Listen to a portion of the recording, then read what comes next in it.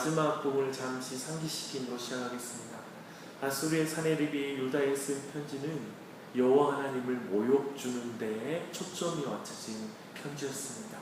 그래서 히스기야는 그 편지를 성전에 가지고 올라가서 여호와 앞에 폈다라고 말하고 있습니다. 그리고 기도를 합니다. 사네립이 여호와 하나님을 보지 못하고 듣지 못하는 우상과 같이 대했기 때문에 분노하면서 여호와여 귀 기울여 주옵소서, 들으소서, 여호와여 눈을 떠서 보시옵소서라고 이렇게 기도합니다. 하나님은 저 이방신과 다르다라는 것이죠. 그리고 유다를 구원하시되 천하 만국이 주 여호와가 홀로 하나님이신 것을 알게 되기를 간구하며 소원합니다. 사람이 더 이상 손을 쓸 수가 없는 상황이지 않습니까? 그 가장 위급한 상황에서 히스기야는 여호와만을 의뢰하면서 또 이렇게 구체적으로 기도하고 있는 것입니다.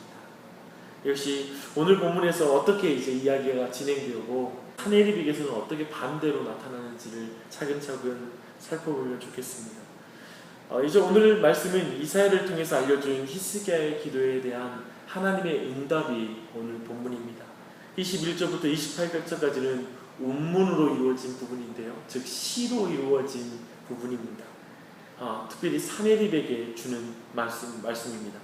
사실을 전달하기도 하지만 훨씬 의미와 감정 그리고 그 표현에 있어서 약간은 수사학적으로 더욱더 자극적으로 준 그런 편지라고 볼 수 있습니다. 크게 세 가지를 전달하고 있습니다. 첫째, 시온과 예루살렘 곧 처녀 딸과 딸이 아수르 왕을 비웃었고 그를 향하여 머리를 흔들었다라고 이렇게 말하고 있습니다. 지금 처녀 딸로 유다를 비유하고 있는 것이죠. 그리고 이 아수르와 사네립이 시온과 예루살렘을 겁탈하려고 하고 있다라고 이렇게 말하는 것입니다. 그러나 아버지이신 여호와가 유다를 보호하실 것이기 때문에, 자신의 딸을 보호하실 것이기 때문에 그들이 수치를 당하는 자는 바로 그들을 겁탈하려고 하는 사네립이 될 것이라는 것을 분명하게 말하는 것입니다. 그리고 두 번째는 23절로 26절에서 하나님은 사네립의 말이 무지에서 나왔다라고 폭로하고 계십니다. 사네립은 11나라를 정복하고 나서 자신의 힘과 능력으로 그 땅을 점령했다라고 자기 자신을 자랑했습니다.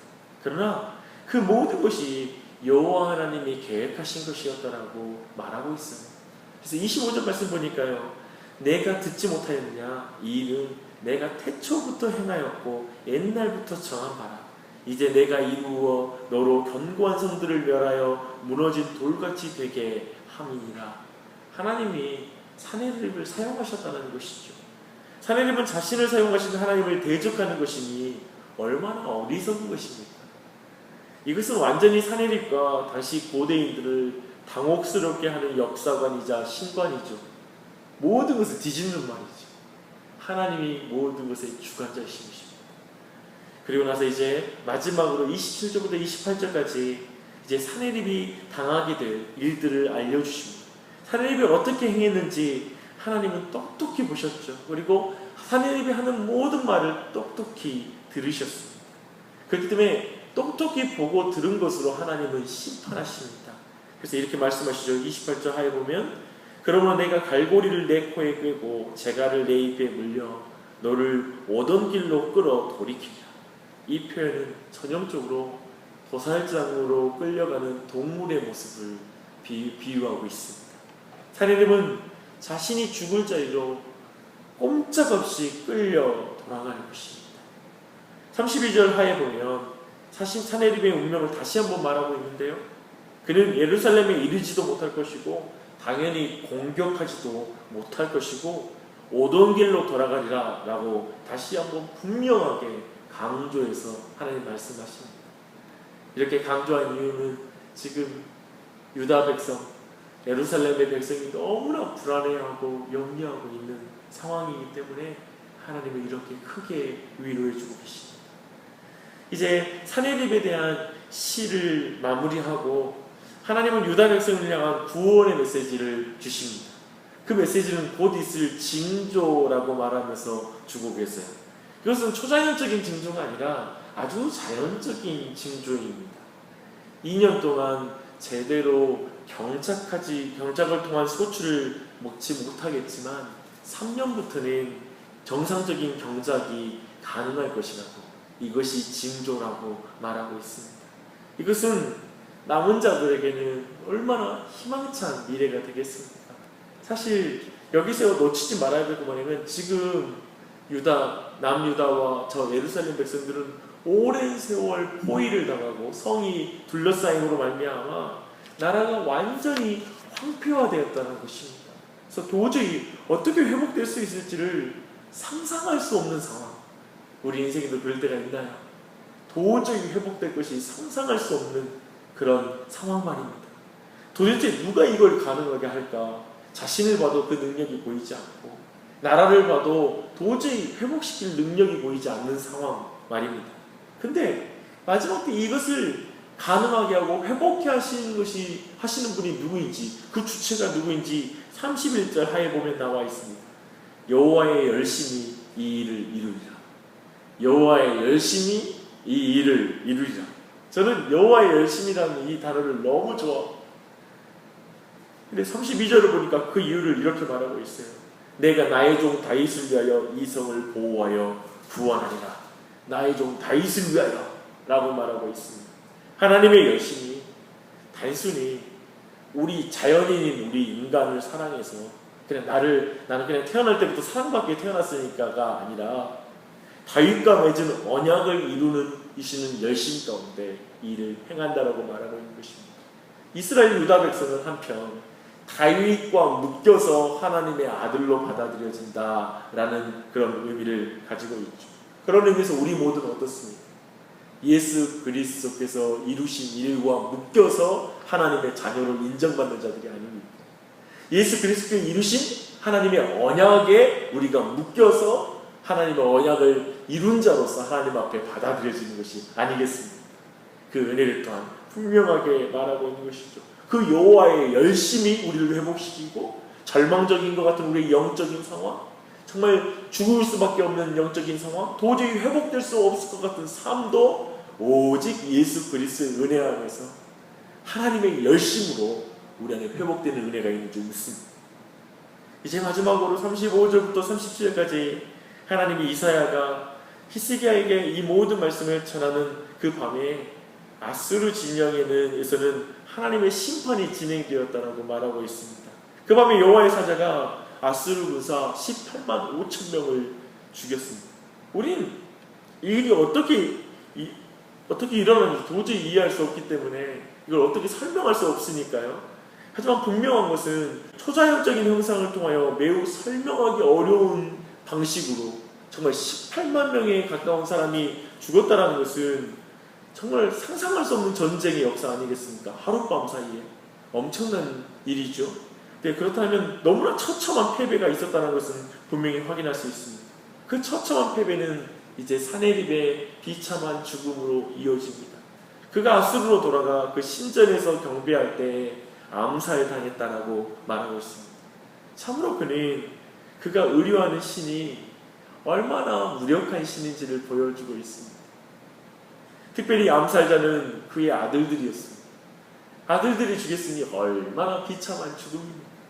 이렇게 보면 하나님의 말씀대로 그의 신전이 그의 도살장이 되었습니다. 그래서 거기에서 비참하게 죽었던 것입니다. 이제 기도 제목으로 말씀을 요약하고 이제 마무리하겠습니다. 우리는 말씀을 통하여 여호와만을 의뢰하는 히스기야와 자신만을 의지하는 사네립을 비교해서 볼 수 있습니다. 그 삶의 다른 결과 또한 우리는 분명하게 봅니다. 우리 함께 기도하시되 우리 자신이 어떤 인생의 폭풍과 같은 상황, 우리를 둘러싸서 포위하고 있고 우겨싸움을 당하는 상황 속에서도 오직 여호와만을 의뢰하여 주님 앞에 무릎 꿇는 것이 은혜인 것을 고백하며 감사하십시오. 이 아침에도 기도하는 게 은혜입니다. 주님 의뢰하고 주님만 붙잡는 것이 은혜입니다. 그래서 감사의 기도를 드렸으면 좋겠습니다. 특별히 우리 안에 자신의 힘으로, 인간의 힘으로 역사가 진행되고 있다고 생각하고, 내가 노력해서, 우리가 똑똑해서, 우리가 잘 투자해서 내 인생이 잘 풀렸다, 그리고 못 풀렸다 하는 그런 마음이 있지 않은지를 돌아보며 오직 역사의 주관자가 하나님이신 것을 믿고 모든 사람을 붙잡고 있는 것 또한 하나님이신 것을 믿고 이렇게 기도했으면 좋겠습니다. 더욱더 하나님을 신뢰하는 우리였으면 좋겠습니다. 하나님이 역사의 주관자이심을 더욱 신뢰하는 내가 되게 해주십시오 라고 기도했으면 좋겠습니다. 특별히 예수 그리스도를 통해 약속에 따라 그 믿는 자를 구원하시는 하나님의 열심이 내 자신에게 미쳤음에 감사하십시다. 감사의 기도를 드리고 또한 하나님의 열심이 참으로 우리 모두를 회복시키실 것임을 믿음으로 말미암아 우리의 모든 회복되어야 될 부분들을 놓고 기도하는 이 아침이 되시기를 바랍니다. 아래로 뿌리를 내리고 위로 열매를 맺는 은혜, 아래로 뿌리를 내리고 위로 열매를 맺는 은혜, 이 은혜가 우리 모든 삶 가운데 있기를 예수님 이름으로 축복합니다. 기도하겠습니다.